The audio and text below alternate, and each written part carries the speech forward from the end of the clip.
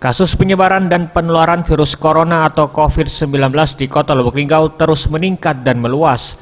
Jika sebelumnya muncul dari kasus klaster perkantoran, fasilitas kesehatan kini meluas ke klaster di lingkungan pendidikan, di mana klaster di lingkungan pendidikan terjadi di Pondok Pesantren Ar-Risalah Kota Lubuk Linggau.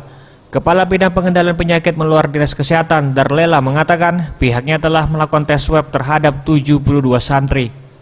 Dari hasil tes swab yang sementara keluar sebanyak 37 sampel, didapati sebanyak 15 santri positif COVID-19, sedangkan 22 santri lainnya dinyatakan negatif. Jumlah anak yang sudah di swab itu sebanyak 72 anak. Yang sudah keluar hasil sebanyak 37. Positif itu ada 22. 15. Sementara itu untuk sisa sampel 35 lainnya masih menunggu dari Laboratorium Kesehatan Kota Palembang. Tim Liputan Sriwijaya TV.